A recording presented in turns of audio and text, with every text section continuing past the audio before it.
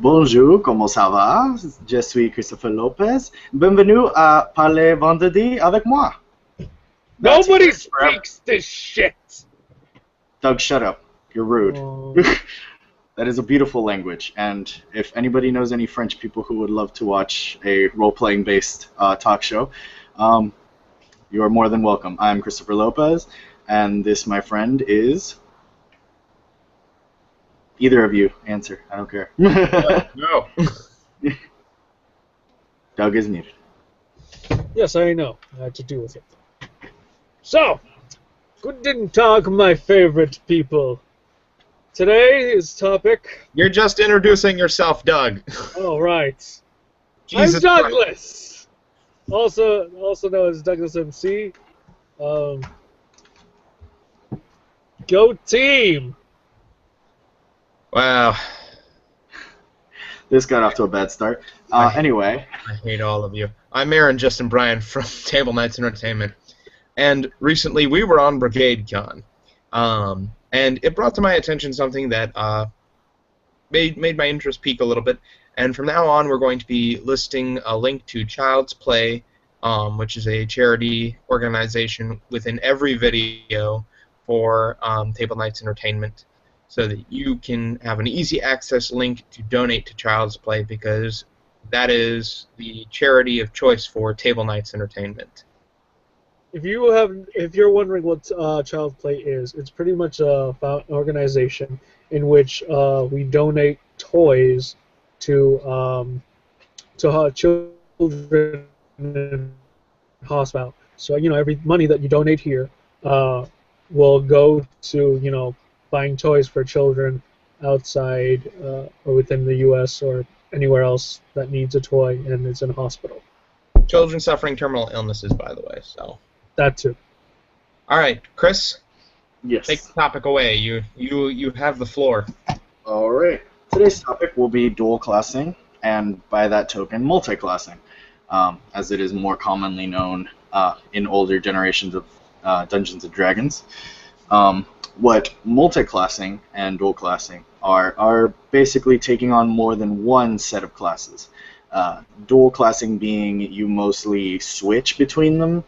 Multi-classing being that you actually have both at the same time, which is slightly more limiting than the other one, but also much stronger, considering you do it from the beginning and you get the maximum levels compared to dual classing.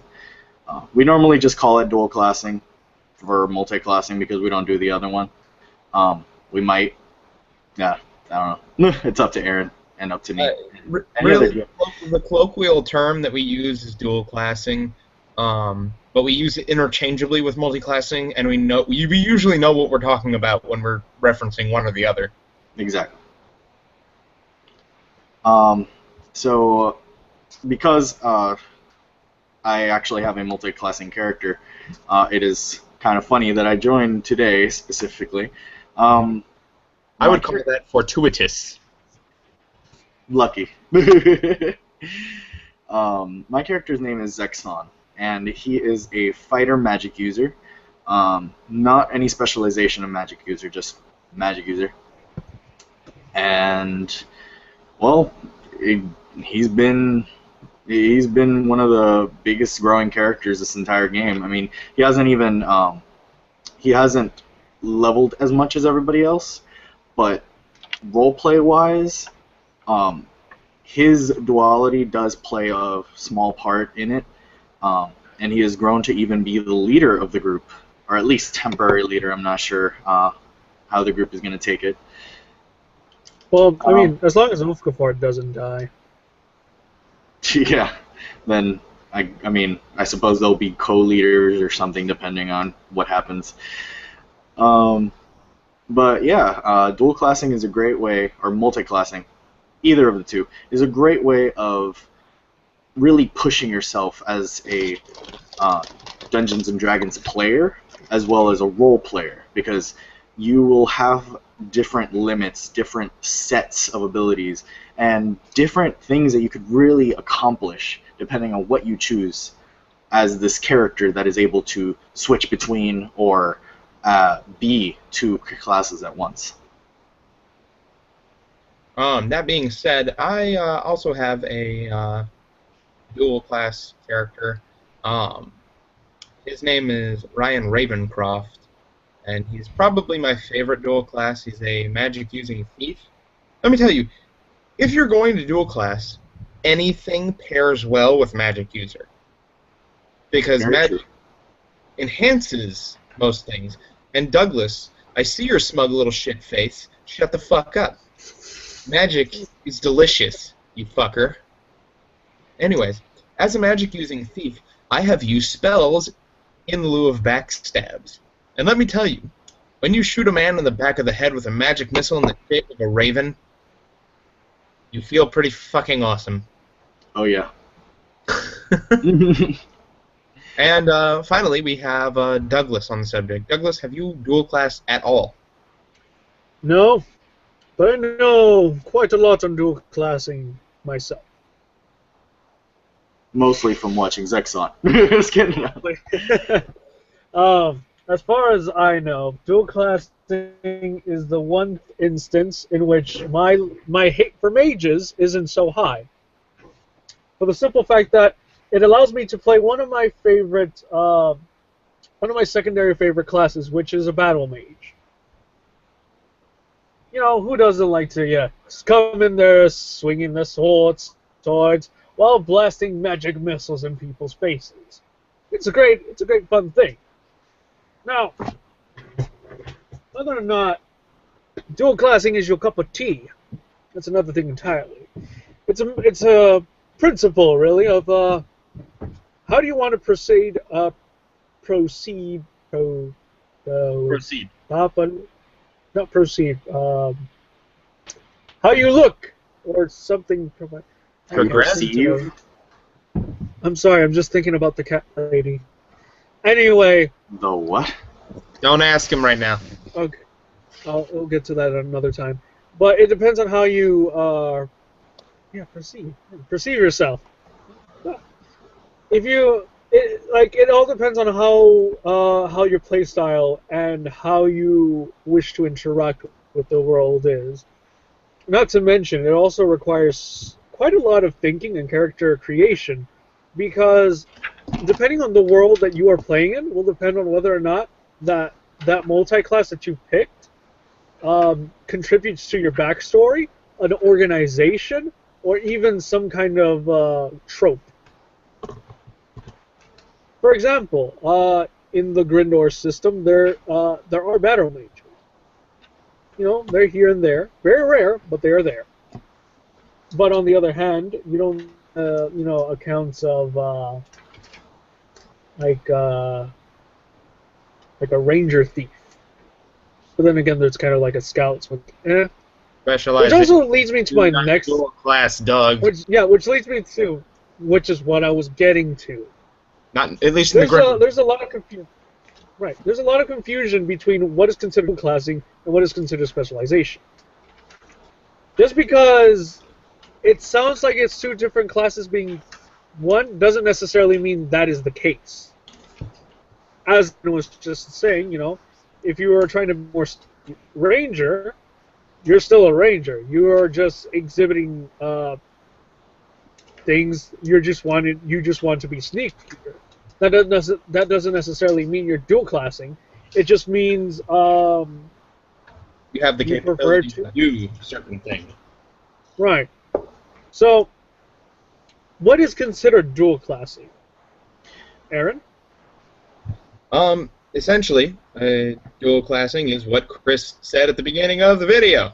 If you were paying attention, dog. Yeah. No, I meant in the sense of what can be dual class. Ah, okay. That's a different question. Oh, okay. That. In Grindor, dual classing is mixing of two of the base classes. And the reason it's constricted to base classes is because the specialized classes exhibit abilities from other classes. Yeah. Which, if you want to dual class, you can do that. But the benefit of dual classing, the reason why people do it, is because you can get the full abilities of each side through it. Whereas with, for instance, we used Ranger, let's continue with the Ranger specialization, you only get a little bit of magic and a little bit of thieving. You're mainly a fighter with a bow, but you get a little bit of the other stuff. If you want to be a fighter that uses magic frequently, you would want to be a fighter magic user. Or magic user fighter, however the fuck you want to say it. Okay. Yeah.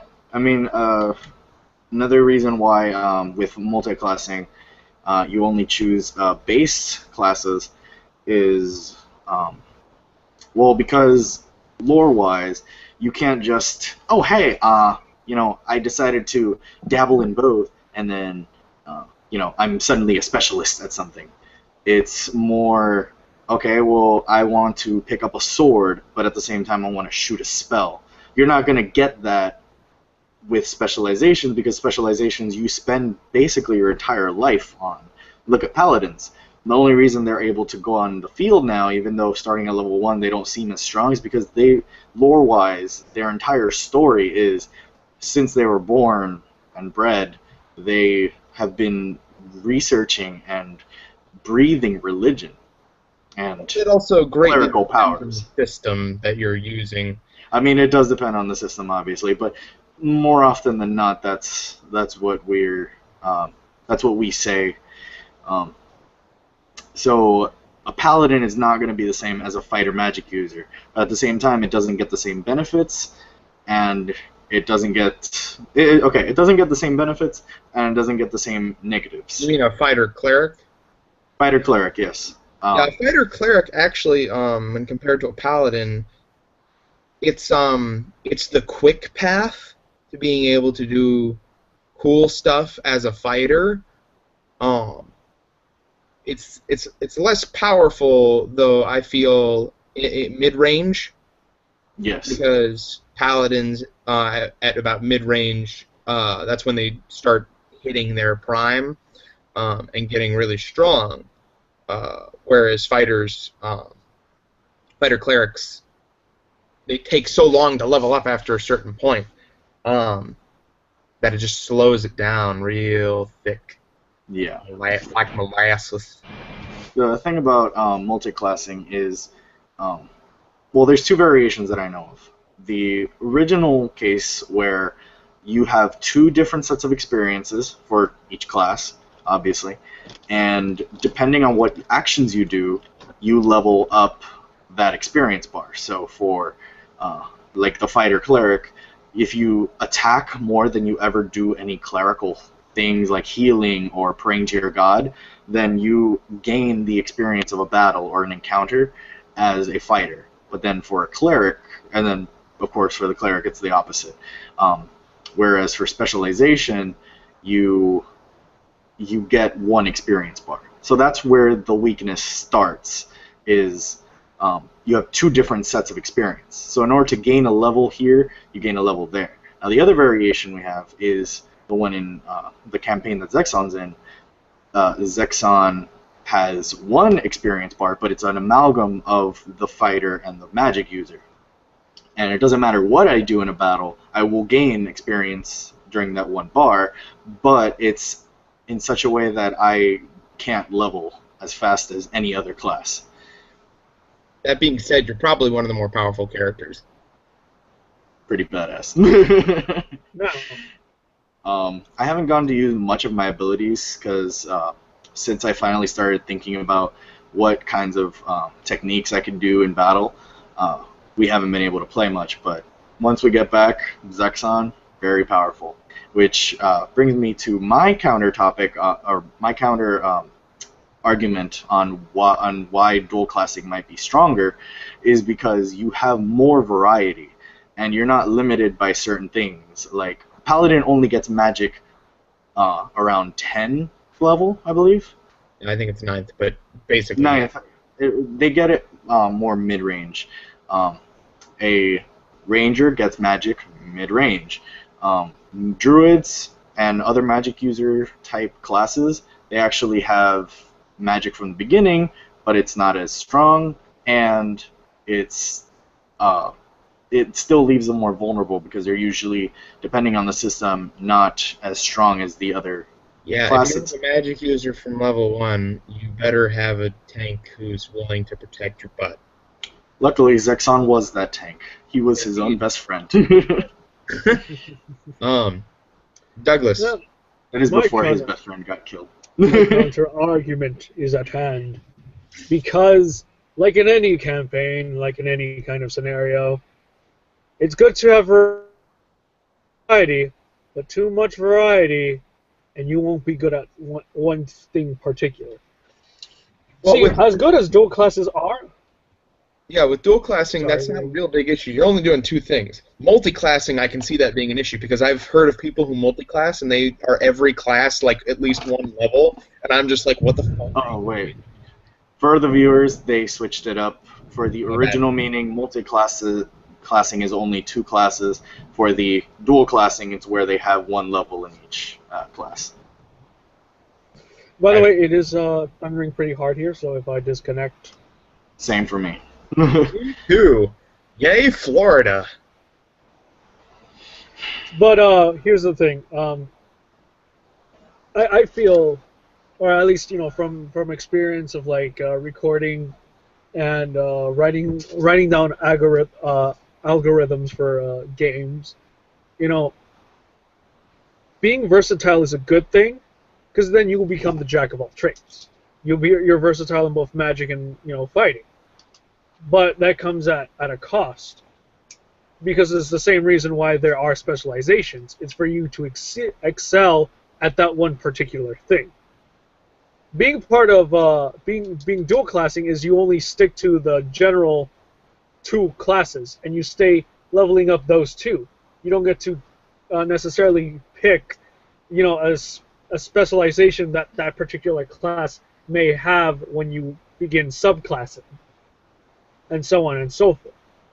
So yes, you are getting stronger and stronger as you level up, but it's more of a bland kind of overarch of what you have instead of focusing yourself on one particular aspect.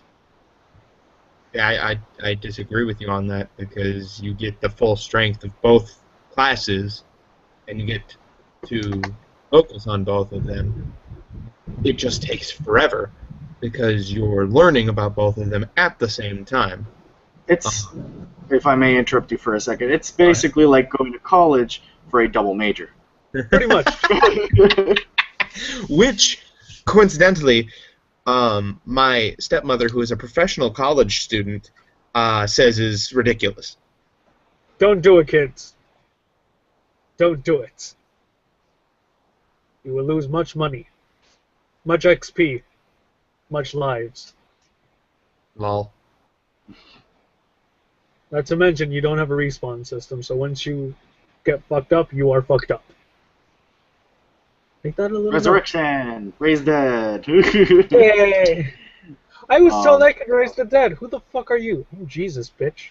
Yes, I do agree with Doug in certain aspects where, though the problem won't be in multi-classing, it would be in dual classing. Dual classing being the one where you switch between classes. You will be focusing one at a time, and you won't get the same level of strength as all the classes, as something like a multi-classer. Oh, speaking of which, I also forgot, multi-classer can include a 3rd class. It just depends on how many base classes you have.